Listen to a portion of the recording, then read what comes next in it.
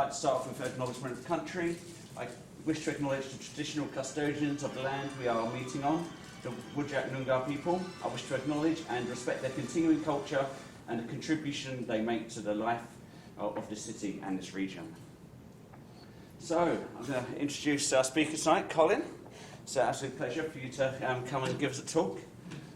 So he's going to be talking about the thyroid system, treatment history and the role of the laws and of order of chemical reactions. So Colin is a chemist and fellow of the RACI. He started work in 1957 in the laboratory of a titanium oxide producer near his hometown in Grimsby. He studied chemistry part-time at the Grimsby Institute of Technology, obtaining a higher national certificate in chemistry.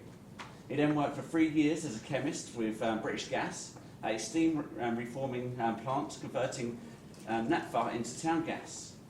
In 1968, he joined Coulthard's acrylic fibre manufacturing plant as senior chemist of their non-routine laboratory, and then went into quality control as assistant QC manager, a role that involved investigating customer complaints.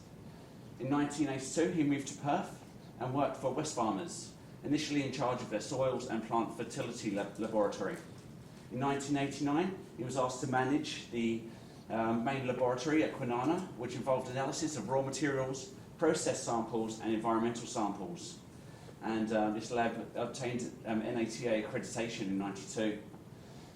Since he's retired in 2004, he finished as a process development chemist.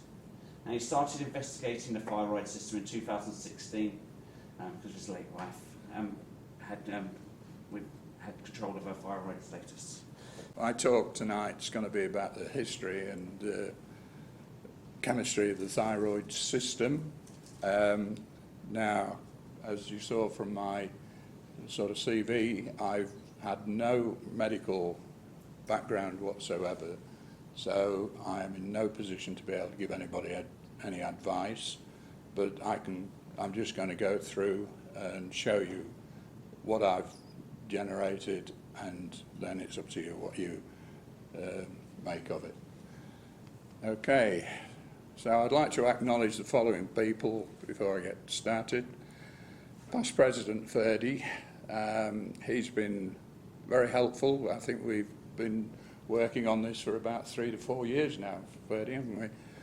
And it was his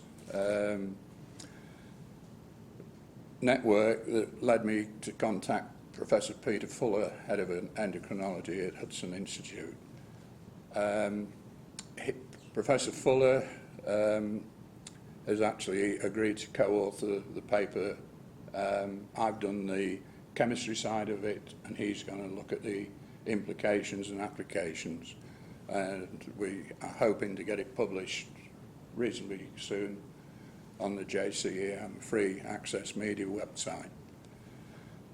And I would also like to acknowledge my late wife, because if she hadn't had thyroid issues, I would never even have looked at this. So why would an industrial chemist research thyroxine?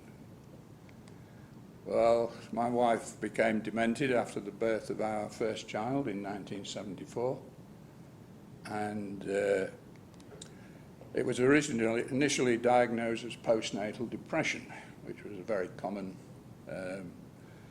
diagnosis back then, but it was actually a failure of the thyroid gland, which is known as Hashimoto's disease. She was eventually put on thyroxine, and that gave a rapid improvement in her cognitive function. At the time, she had been unable to drive the car because she couldn't remember how to change gear. She even got lost coming home from the doctors. It was so bad. 2013, she had a recurrence of the same symptoms as she had in 1974. So I started my investigation in 2013. Not that I was able to do too much, because she had become so demented that she wouldn't let me go on the computer. 200 million worldwide are estimated to have thyroid disease, and 81% are women, which is a staggering percentage. And 2 billion worldwide are marginal for iodine. And certain areas of the world are particularly badly affected. The thyroid system, the thyroid gland is just located in your neck, and it actually forms very early on in the embryo, and it starts off at the tip of the tongue, and as the tongue develops it actually goes down and then wraps around the windpipe, and it produces the thyroid hormones. 80% is produced as T4 and 20% as T3, and they control the metabolism, growth and development. I don't know what that rubbish is at the bottom. There's a negative feedback because as the T4 gets converted, it obviously has to be replaced. That negative feedback is thought to be free T4 that goes up to the hypothalamus, and that causes the thyrotropin release hormone, TRH, to form, and that then causes the anterior pituitary gland to produce the thyroid stimulating hormone, TSH. So those systems together maintain the thyroxine and the TSH constant.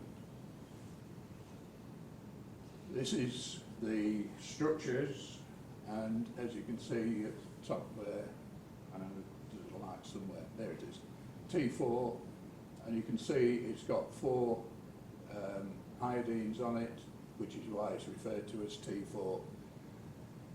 These deiodinase enzymes, they remove one iodine to produce T3, but they can also produce one to produce reverse T3, and then the T3 can go to T2. In actual fact, there's several different varieties of T2 because the 2 iodines could be on the inner ring, which is the one nearest the amino acid group, or it can be on the outer ring near the OH group, and very little's been done on those, and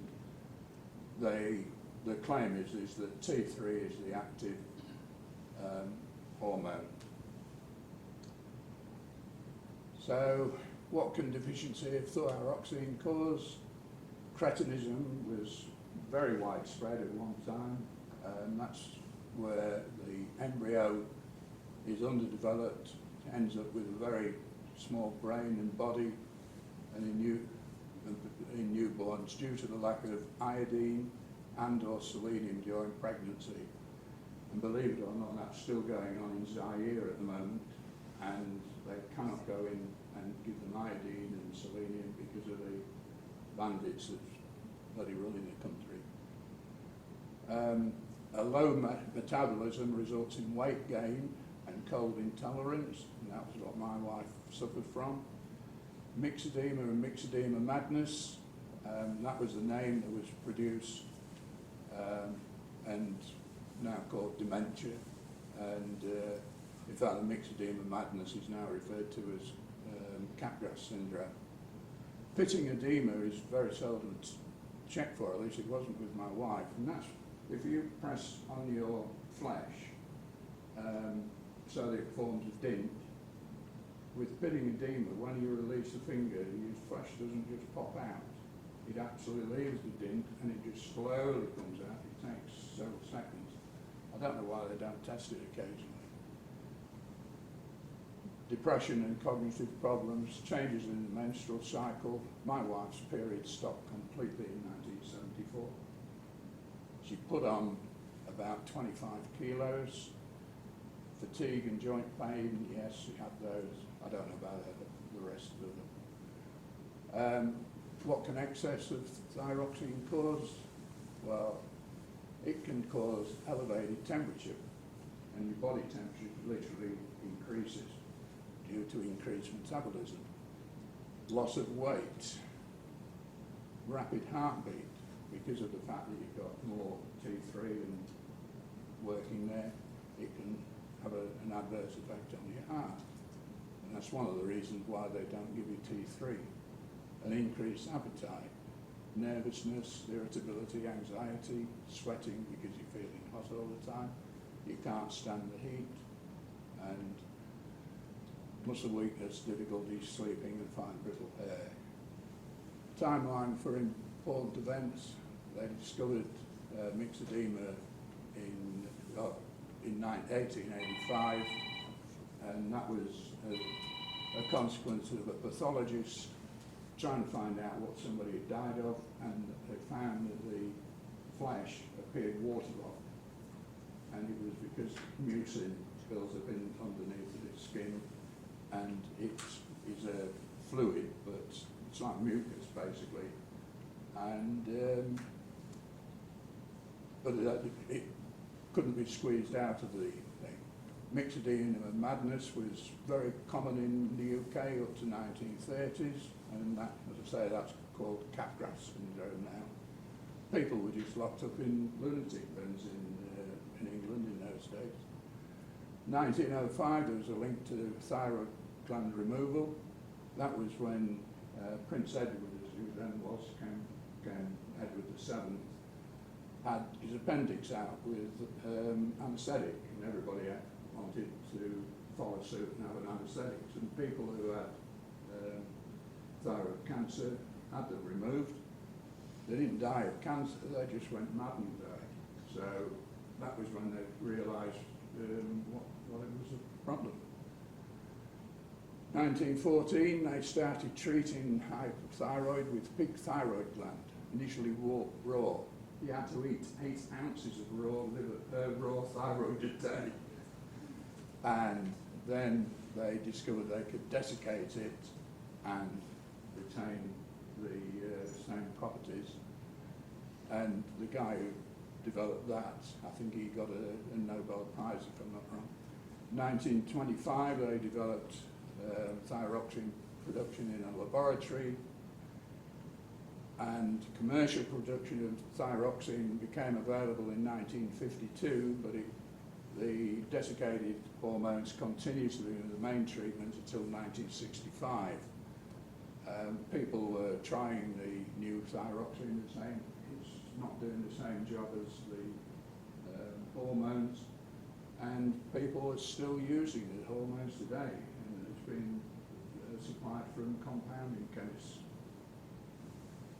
The measurement of TSH became available in about 1970.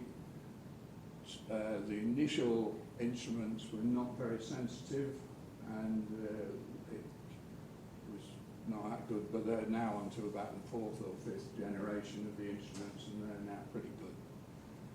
And the discovery of the deiodinase enzymes was in the 1990s, which is not long ago really when you think about it, and those enzymes are the things which cause the peripheral conversion of T4 to T3. So my initial investigation, I looked at the manufacturers, like the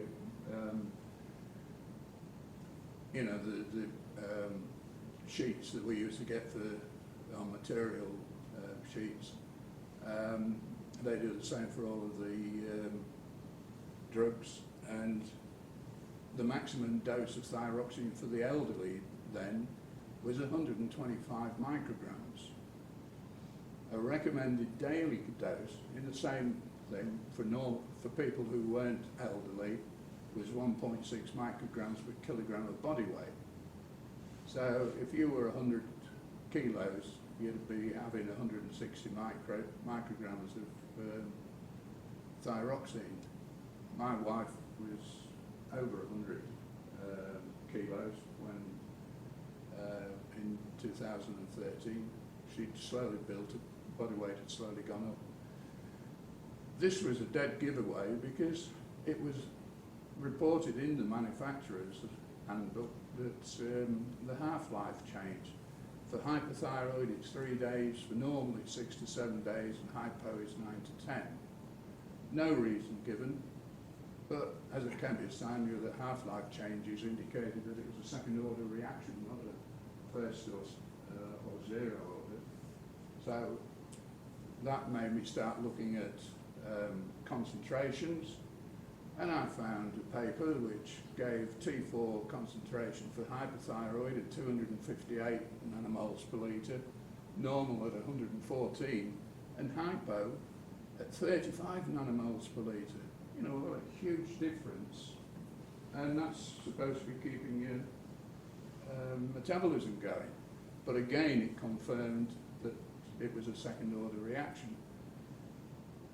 Free T4 is occasionally checked up. The thing with the free T4 is that the thyroxine is bound to a protein, and with the T4 it's very strongly bound, and there's only about 0.011% of it that is actually present as the free compound.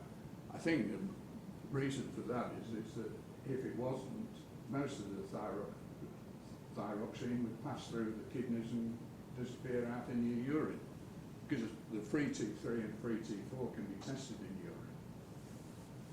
But free T3 and T3, very, very seldom checked. Tsh normal range, that varies, and the normal range that's generally used is 0.45 to 4.5. I've got 3 reports on Isabel. One had 0.2 to 5, I think it was, another one 0.45 to 4.5, and another one went up to 6 as being normal. And no indication. And in the elderly, they expect TSH to go up with age. So they don't make any changes until it gets way out. T3 can be synthesized, but it's not allowed to be prescribed in Australia, despite it being the active hormone, and this is because it can produce heart problems, because if you suddenly give a big surge of T3, it pushes up the metabolism and very quickly, and can cause problems. The current thinking is that TSH set point changes with age, i.e. you expect the TSH. And many papers have tried to produce a log linear correlation between log TSH and free T4 since 1956.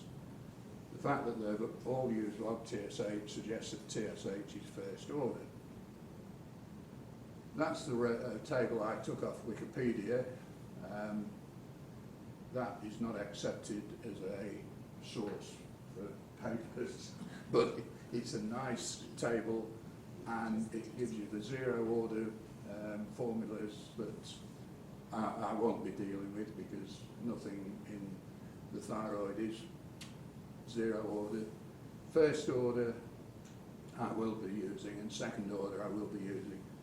But it's interesting that this formula here is the one that they use to calculate the half-life of thyroxine, even though it's a second order reaction, because obviously they haven't spotted that it's a second order reaction. They've done half-life using radioactive iodine as the mechanism, and have used this formula to do the final calculation. So again, they've just missed the fact that it's second order, not first. And for the system to be at equilibrium, I don't know if equilibrium is the right word, because the TSH does not actually produce directly the T4, but it controls it. I consider that the half-life of TSH is going to equal the half-life of T4. But the two of them will always be the same. Now this chart here, this is a Tsh distribution curve.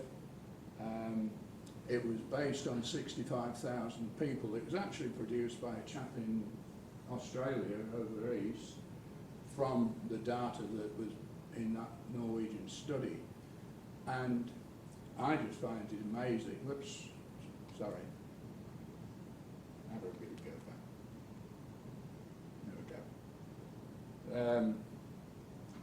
Yeah, I find it amazing that this area that I've put green is considered the normal range.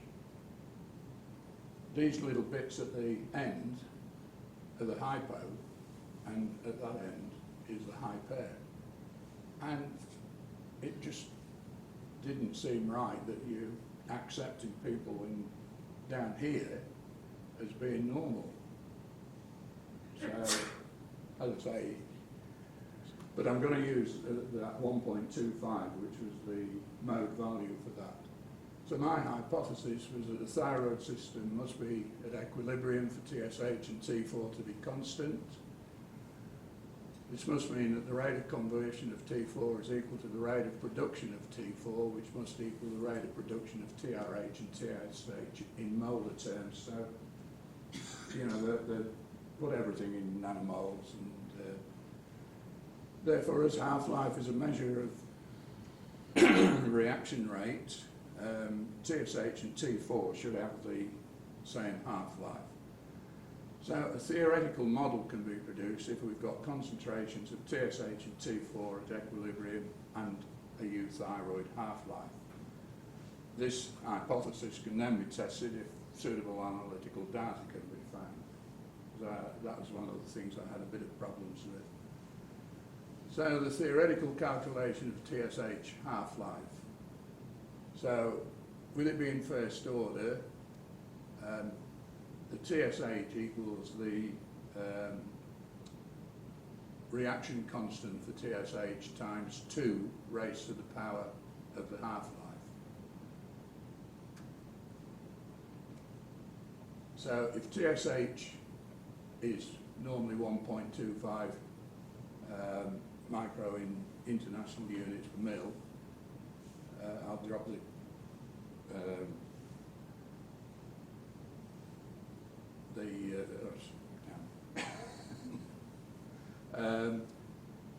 and we use 6 days, then KTSH equals 1.25 over 64, because 64 is 2 to the power 6, and that gives you 0.01953.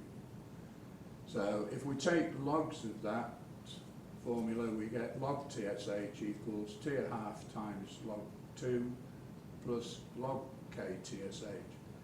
This then enables a table to be produced for the calculated values of TSH versus half-life, and this is what I've got here, and as you can see, the concentration doubles for each half-life, so it starts at 0.816, 0.31, 0.63, 1.25 at 6.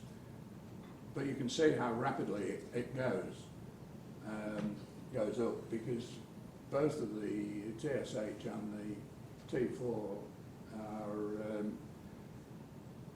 exponential in their where they go. If we then plot log TSH versus half-life in days, as you see, we get a straight line, and y equals 0.6931 x minus 3.914. So by using log TSH, the natural logs, you get a nice y equals mx plus c formula. If you used a log axis there, you start getting all sorts of exponentials, and if you use log to the base 10, you start introducing 2.303 as the conversion from log to the base 10 to log to the base 2. So that minus 3937 is the value of the y-axis intercept. So if that had carried on down here, it would have got to cross this axis round about just short of 4. And that equals log KTSH. And e to the minus 3.9357 is 0.019531, which is what we started with in the calculation. And the slope of 0.6931 is log 2.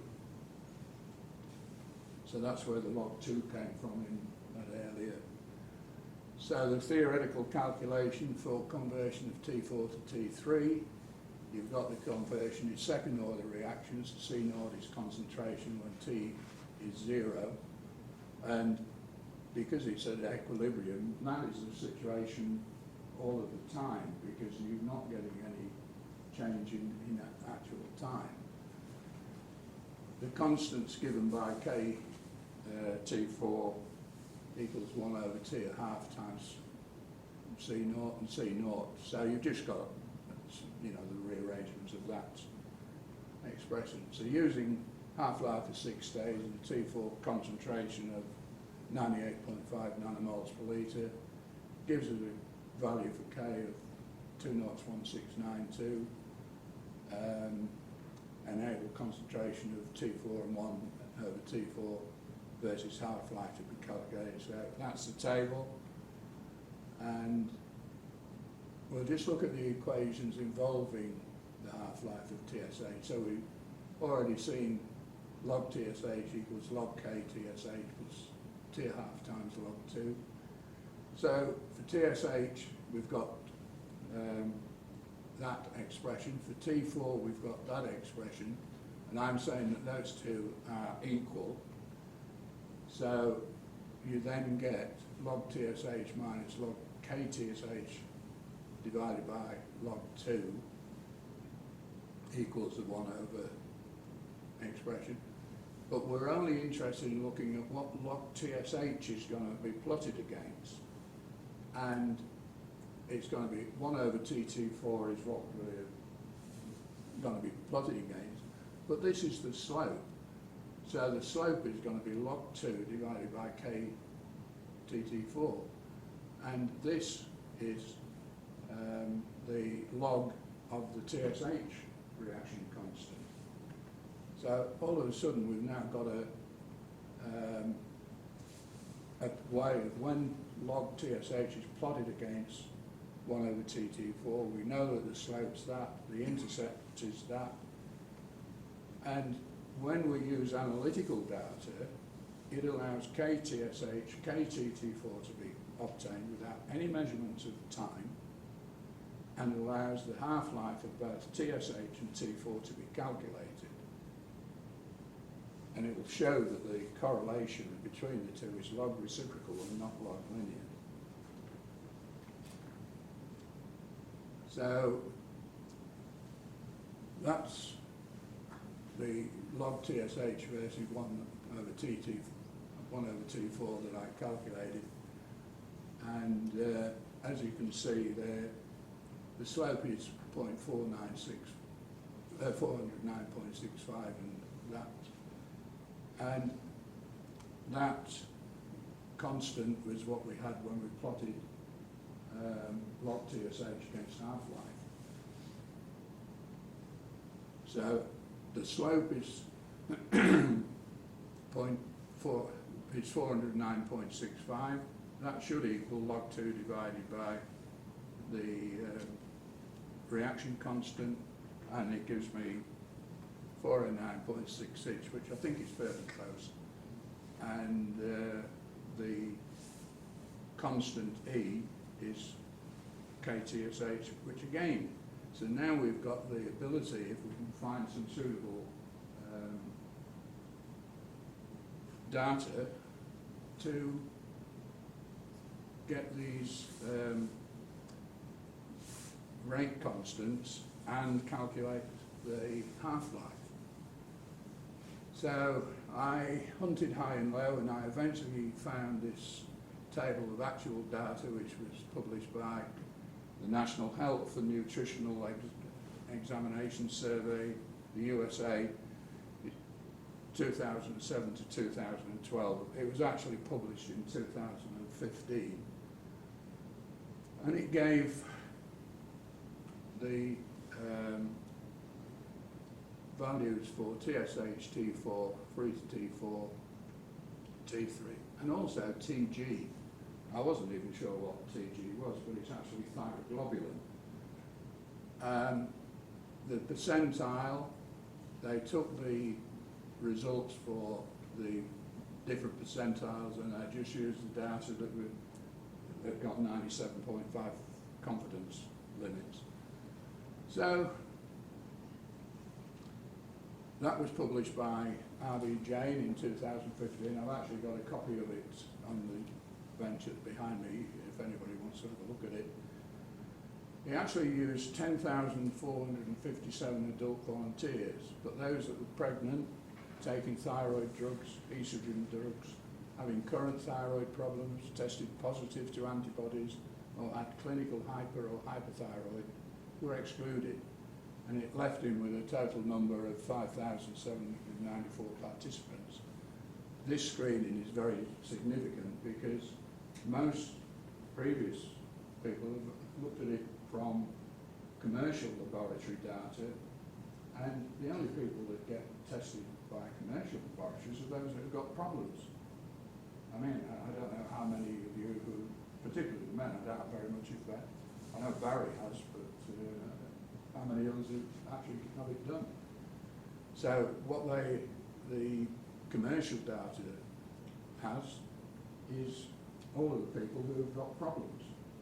So I think it would be very difficult to.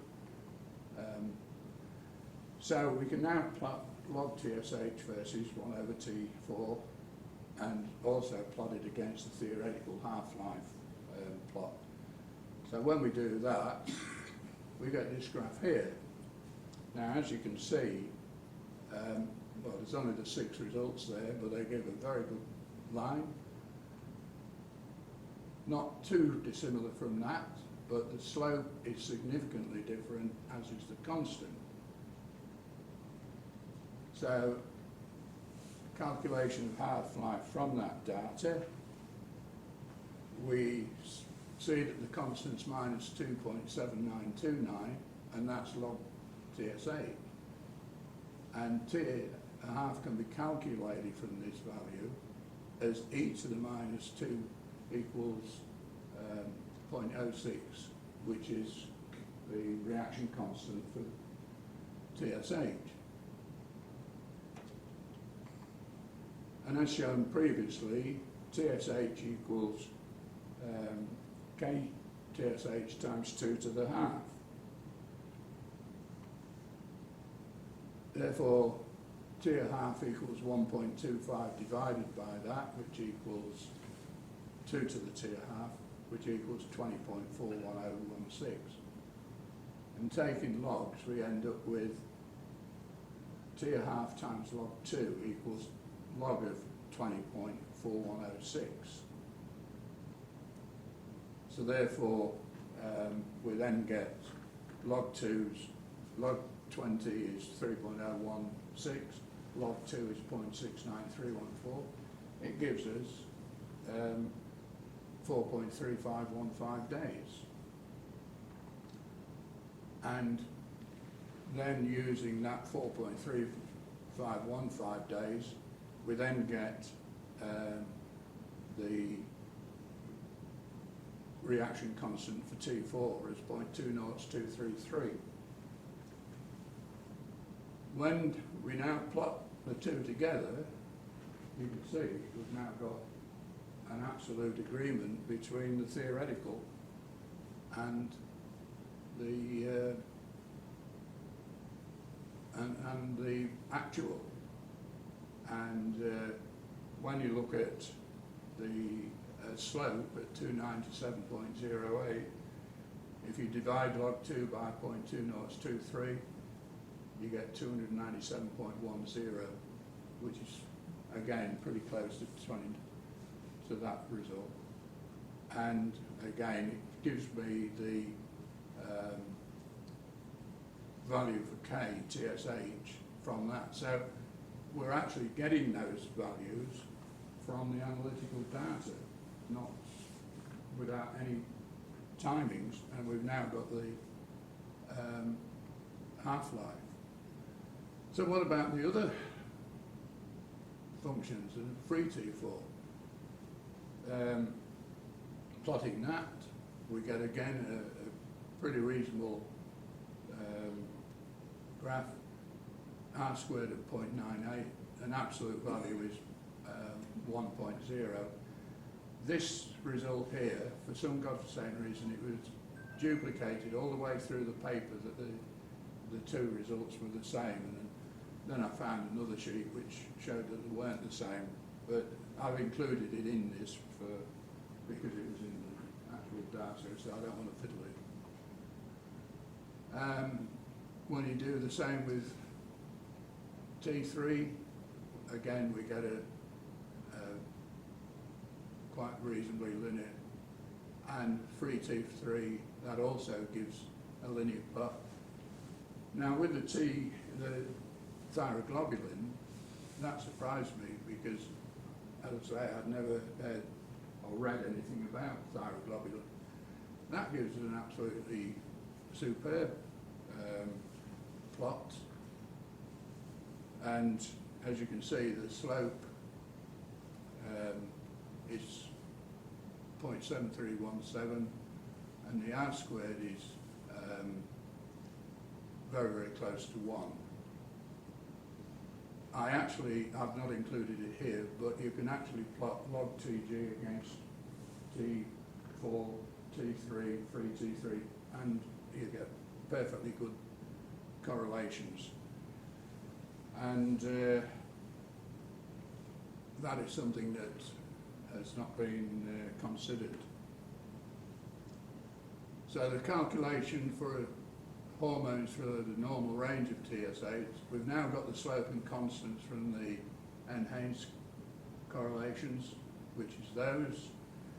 So from the above slope and constants, the normal range of results can be calculated using the formula that the thyroid hormone equals the slope M, so in the case of TT4, 297.08, divided by log TSH, which would be log of 1.25, plus the constant C, which is this value here, and with the thyroglobulin, because it's a first order correlation, it's slightly different.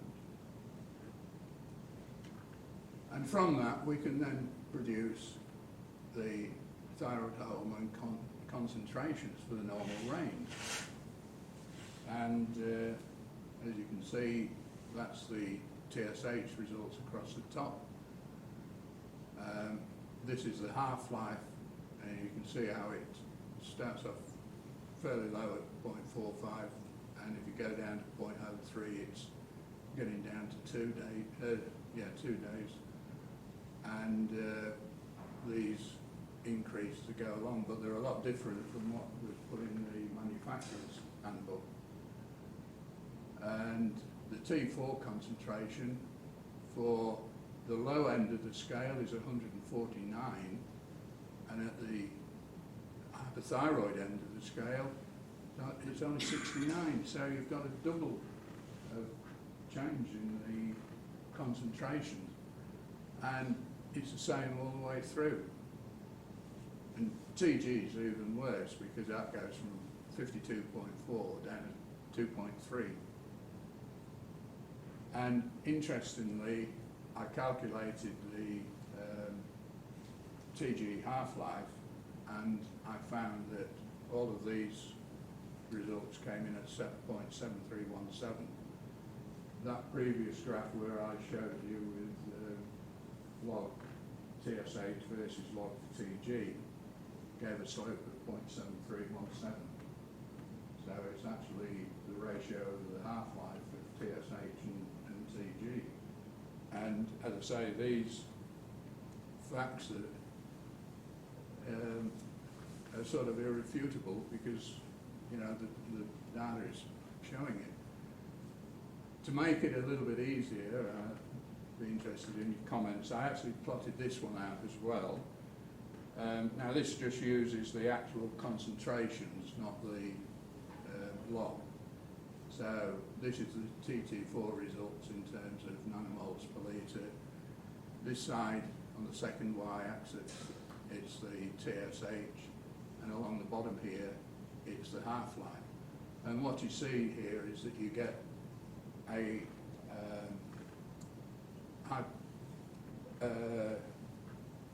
the centre here is where all three coincide. As the TSH, as the T4 goes up, the half-life changes, and as a consequence, the TSH follows it. So every one of these has the same half-life, and it just meant that it gave you a bit more of a pictorial view of how the thing changes. And as I say, the intercept is what I'm calling it the equilibrium point there.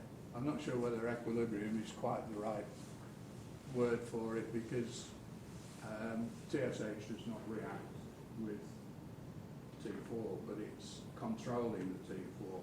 So I couldn't think of anything better said. And for the calculation of TG, as I said, I did the log TG versus 1 over T4, and you get that expression there, minus 406.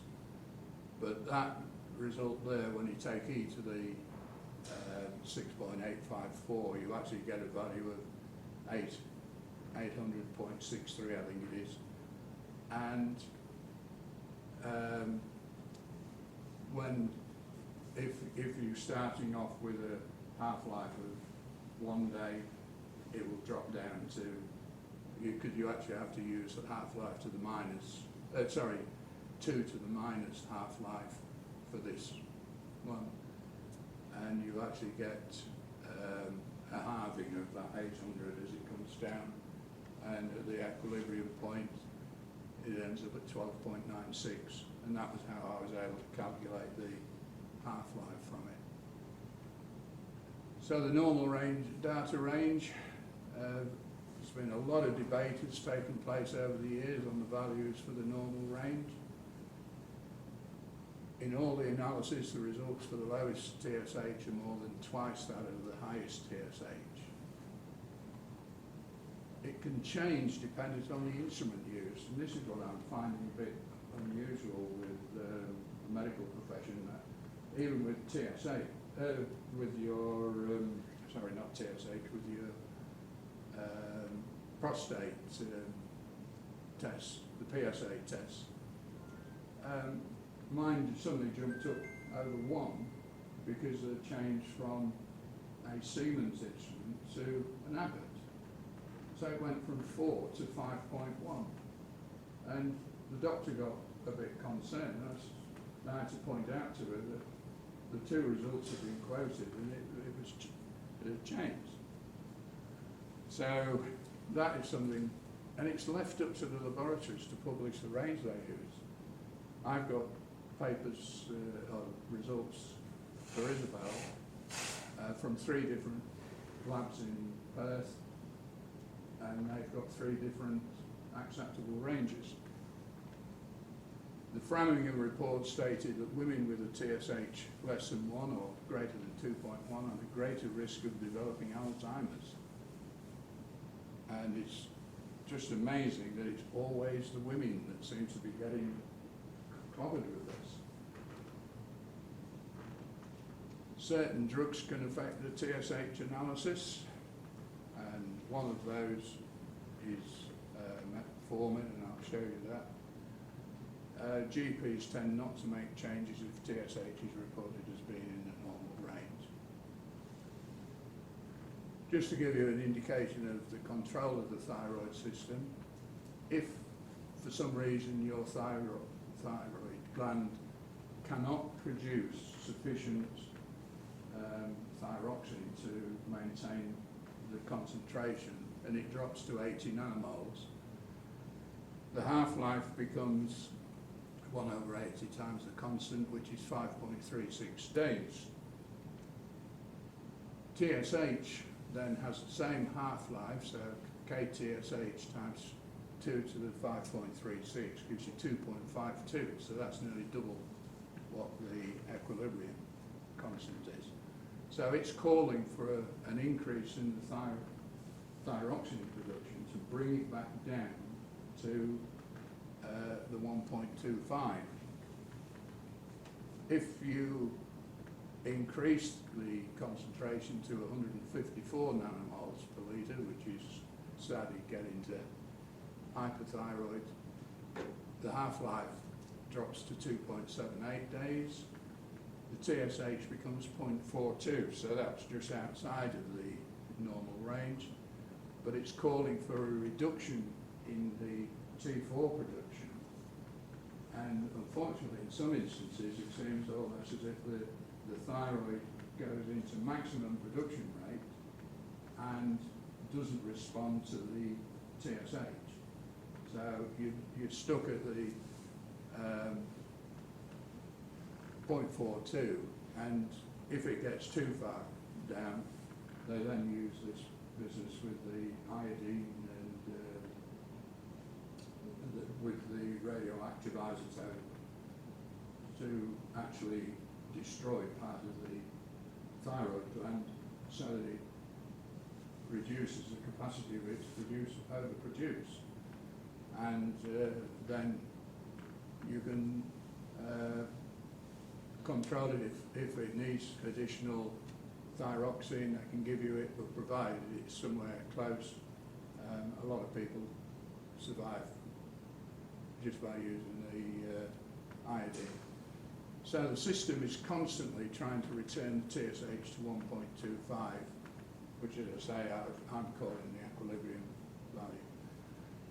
T4 is tightly bound to a thyroxine binding globulin protein, and only 0.011% is present as the free. But it's thought that that is what controls the output of the TRH.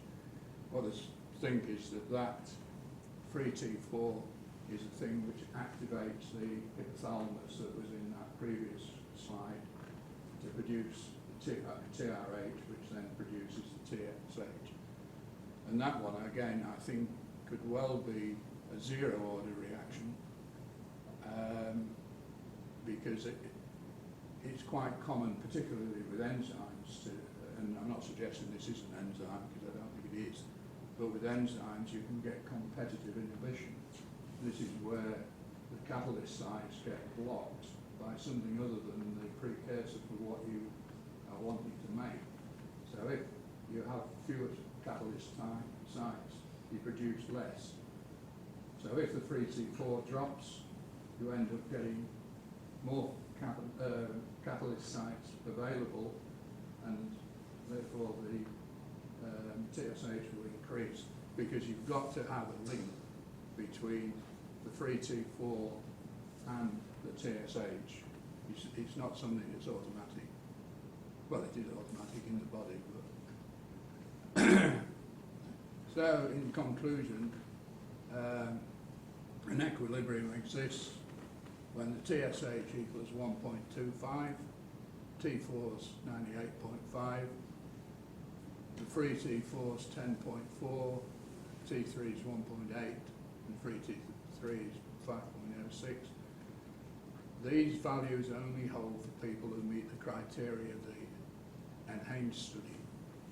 So if you've got thyroid issues, then it more than probably will not hold good, but hopefully it might give them some indication of what is the problem. And the half-life of TSH and T4 both equal 4.35 days at the equilibrium point. Now, selenium deficiency can reduce the conversion rate of T4 to T3. The reason for that is the deiodinizing enzymes actually have selenocysteine as the protein in that enzyme. So if you're selenium deficient, that can reduce the conversion rate of T4 to T3, and that in itself will reduce the metabolic rate.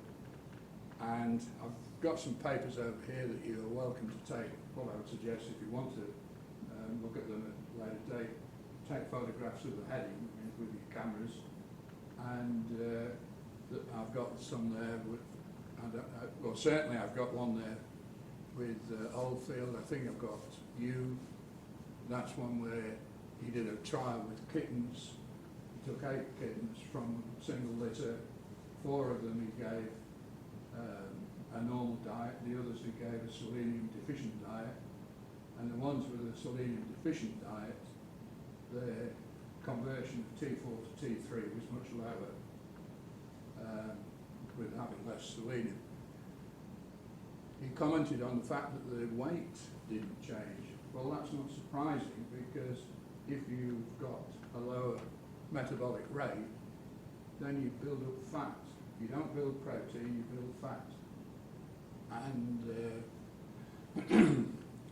they would not be differentiating between what the weight, excess weight in the kittens. Oldfield, I'll keep it in the wrong button. He's done tremendous amount of work on selenium, and he's written papers on the history of selenium. And believe it or not, in China they've got really severe selenium deficiencies.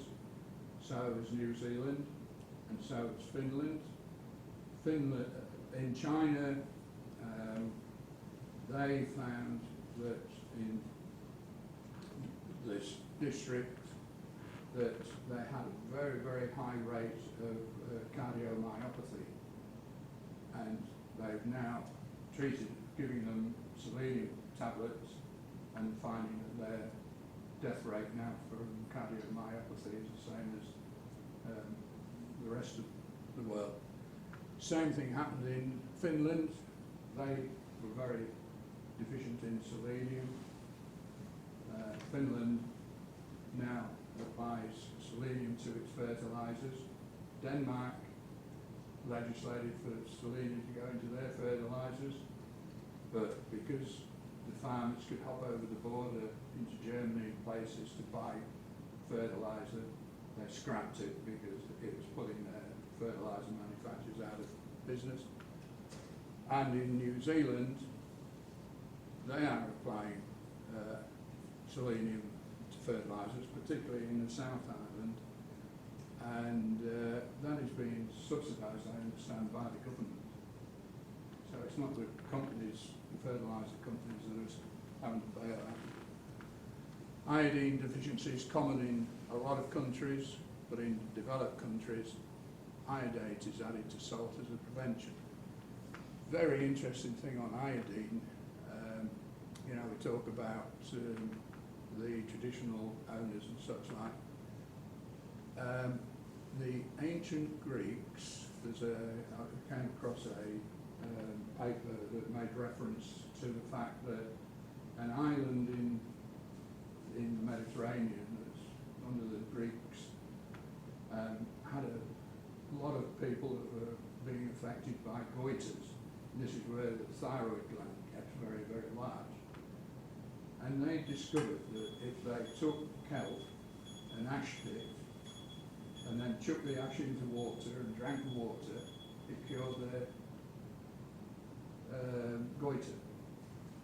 And that happened somewhere around about 200 BC, apparently.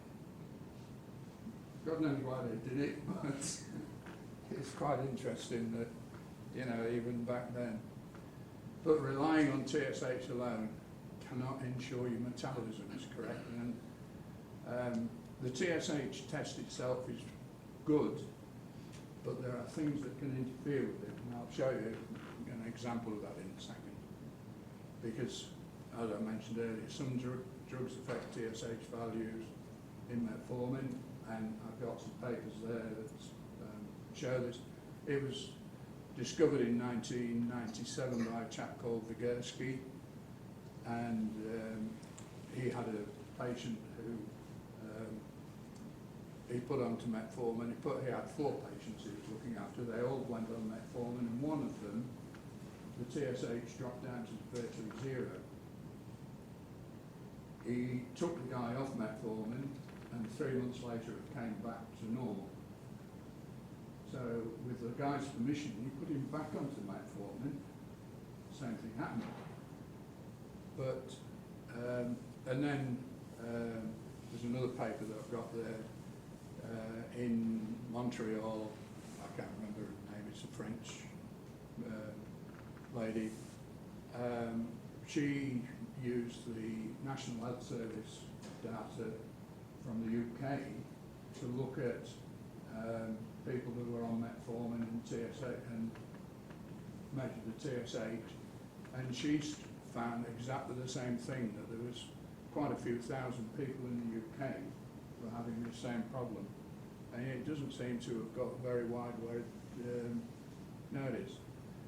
Now the TG needs further investigation because it may well correct the T4-T3 ratio, but the only time TG is measured is if you have your thyroid gland removed, and they measure it to see whether they have completely removed the gland, because if they leave a little bit of the gland that produces the thyroxine, it would appear that TG is produced first and then TSH gets split off. It's not TSH, T4 and T3 get split off from it. And they have never done any investigation. In fact, Professor Fuller, he's absolutely amazed that this has gone so long and nobody's even noticed. As I say, I didn't expect to find anything, but I just did it because it was there. Okay, this is the final slide, and I'm sure you're all ready for your pizzas. This is my wife's thyroid function results from 2014 through to 2019. And you can see the mess that it is. Now, here in the 15th of April, I'd gone in 2014, I had a word with the GP because I thought that this was when she just started having problems with dementia, and I thought it might be associated with the thyroid. And he said he would check the thyroid, which he did, and he said it was normal. Anyway, I wasn't particularly happy, and we changed GP, and on the 16th of June, we had another check done, and it had actually gone up to 5.2. But in that time, from probably about 2010 to 2014, she'd put on probably 25 kilos. She was 105 kilos when she went to the doctors here, whereas previously she'd been around about 80. And that was when I found that, when I spoke to the GP here, was that she was on the maximum rate of T4 for her age, which is that 125. Well, previously she'd been on 150 or 175. So they'd actually reduced it, and I think this is what set the ball rolling. Anyway, we did tests there. She also did other blood tests to show that she had started with type 2 diabetes. So they put her onto metformin. 6 weeks later, we're down at 0. And it continued at 0. The GP was very concerned. She asked me to drop the TSH, the T4 treatment back from 175 down to 150, which I did under protest. And this was when I started looking and found all these papers on it. So I went back and said to her, look, you know, it's the metformin that's causing it.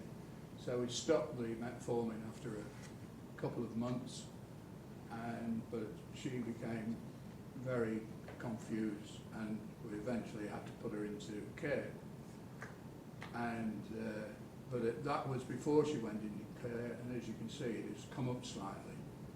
She went into care, and the next result that they did was 16.4 on the 25th of February.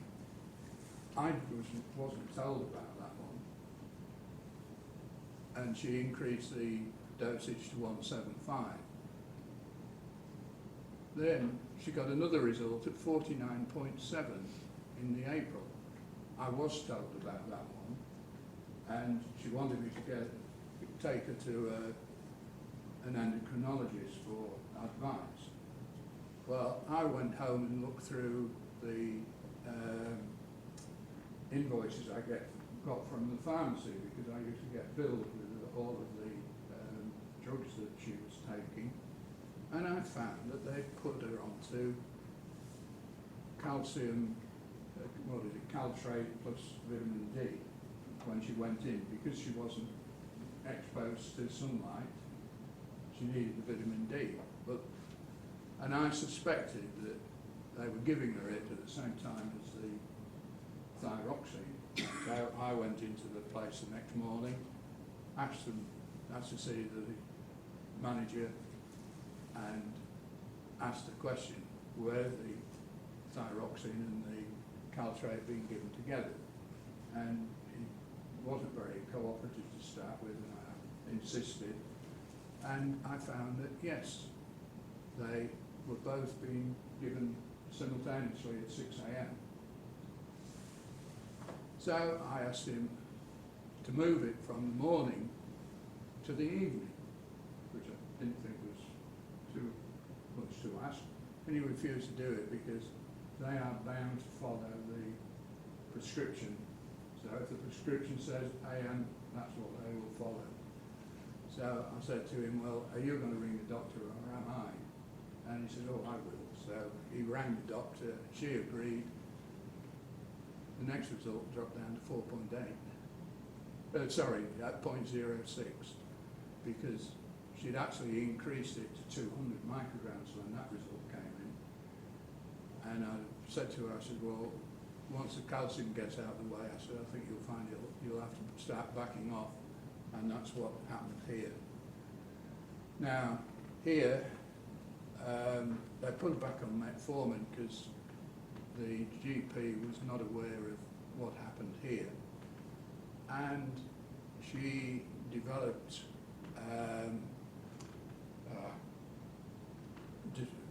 dysphagia, I think they call it, where they stop eating. And because of that, they took her off the thyroxine, and when I went in, they said that she was now in palliative care, which means they're just waiting until her pump is full of painkillers. And her TSH had gone up to 139. I didn't even know that you could get a result that high. So I said to her, and she got cold feet, she had jumpy legs, and I said, well, will you please put it back onto the TSH? I said, but I'm a bit concerned about this dysphagia because with working at CSPP and in the soil lab, the farmers used to come in, and I also used to meet with the people from the ag department, and I knew that in Denmark, cattle used to die of lack of cobalt, and in that time they used to actually lose protein mass. They would literally go demented. They would stagger around and fall over and die. And this was in 1935 that this was discovered. And they then, with CSIRO, introduced cobalt bullets that were inserted into the rumen of cattle and sheep, and that cured the problem. And I thought it's worth having a look at vitamin B12. Now I knew that vitamin B12 has got two proteins involved with it. One of them produces inactive B12 and the other one is the active. And I didn't know how the labs separated them, but you can actually do a test for methylmalonic acid, and if you are B12 deficient, you start getting an increase in this methylmalonic acid. So I asked the GP if she would do the B12 and the methylmalonic acid, which she agreed. I've got quite a good relationship with this GP by this time. She really was a nice doctor. And lo and behold, when I went in to see her, she says, the B12 had come back as low normal. She says, but the metformin is off the roof. She says, so I started with the B12 injections. I went in 2 weeks later after they started the injections and met with the doctor in her room, in Isabel's room. And lo and behold, the carer came in with the food for her and said to us, is it all right if I give her a dinner? And the doctor said, yeah, sure. And she frowned, you know. And Isabel started to feed her. She ate everything that was on the plate. Then she had a dessert. Then she had a cup of tea. And previously they'd put her into palliative care because she couldn't eat. Now, you know, I'm no genius, but I was pretty happy about that. But eventually it took over, and of course back here, she would only give her the B12 for 6 weeks, and I carried on giving her B12 orally after that.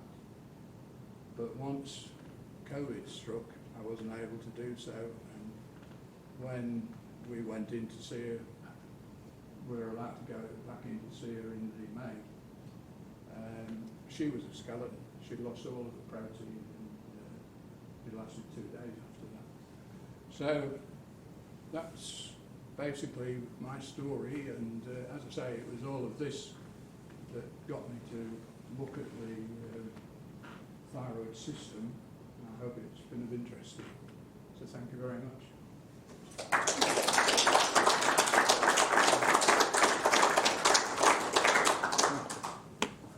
Thank you very much for an excellent talk. Does anyone have any questions for Colin? I'll probably have a few, but I won't go into too many. The relationship with reverse T3. I have a practitioner who insists on it. You don't get it because you've got to pay for it yourself, but most of the conventional GPs don't want to know about it. I know they don't, and I believe that reverse T3 is the thing which controls your protein hydrolysis, and the normal T3 controls the fat hydrolysis. So one controls your metabolism and the other one controls the repair of your body. And yet they have done very little work on it, and I've got no data whatsoever. But as I say, that is purely a hypothesis on my part, but there is a fair bit of work being done on reverse T3 at the moment. But it is. There are some reports out there, but they probably wouldn't be widely known. You know, whilst I read one or two, I confess that I don't necessarily understand it all by the time I get to the end. Yeah. You mentioned about the impact of calcium, and I had a set of values that over a couple of months I ended up plotting them, and they were all over the place. They didn't make sense. Then I came across some information somewhere about the impact of vitamin B. Because I do have MTFHR, so I've got the sensitivity, and I need methylated B12. And the comment was in one of the articles that one of the things you've got to look at if you're doing your thyroid test, you don't have any B vitamins probably for 1 to 2 days beforehand that can affect the. Yeah. It's interesting with B12 though that you use in the methylated version, because they also produce a cyano version. Yes. And I'm very sceptical about that one because, I mean, Albert knows we used to work together in the CSBP lab, and we manufactured cyanide there, and we had problems with, we had to monitor everything that went out into Coburn Sound. And there was a paper that was written in Phoenix in the USA where the standard test for metal cyanides is to basically treat them with acid, drive off the HCN, absorb it and then analyse it. But with cobalt cyanide, you can't get the cyanide to split off. it actually converts to carbon monoxide rather than hydrogen cyanide.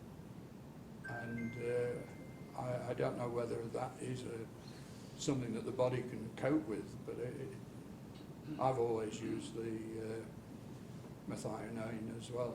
Yeah, look, I can only say that I was referred in that direction by a practitioner and had the appropriate test through the clinic path, and I came back as a positive. And they said, look, you've got to go the way of not using cyanide, which of course is a common one. Yeah, well, the other thing, of course, is that when Isabel had the injections, that was the hydroxy material compound and that is the one that's normally produced naturally, and that was very, very effective with hair, and I couldn't get the same results with the standard B12. Okay. Good question. That's good. Maybe dynamic equilibrium might be the word you might want to use. Sorry? Dynamic equilibrium might be a better term. Oh, right, yeah. But, of the 10,000 patients, only took about 6,000 results, or patients for the study. Well, the other 4,000 might be very interesting with what... Well, they wouldn't have given they would have given completely different results. But, I mean, there might have issues like your wife had, and interesting to see what would come of that. Okay, but an interesting thing with selenium, I've actually got an old RACI journal there. I don't know if any of you actually read it, but it was an article on Professor Ross Lodge of University of Tasmania. He got donated core samples from the oil companies of the rock drillings from the seabed, and he found, and he worked in collaboration with a guy from Adelaide University, and he identified 3 locations in this rock drilling where there was very low selenium levels, and the guy from Adelaide did a dating, of that particular period for that rock, and it coincided with 3 known mass extinctions of life on Earth. When I say life, animal life. And as I say, it was published in 2017, and I've still got it. So I've got a few bits and pieces over there if anybody's interested in. Is that what it correlated with volcanism, Colin? Sulfur chemistry, selenium?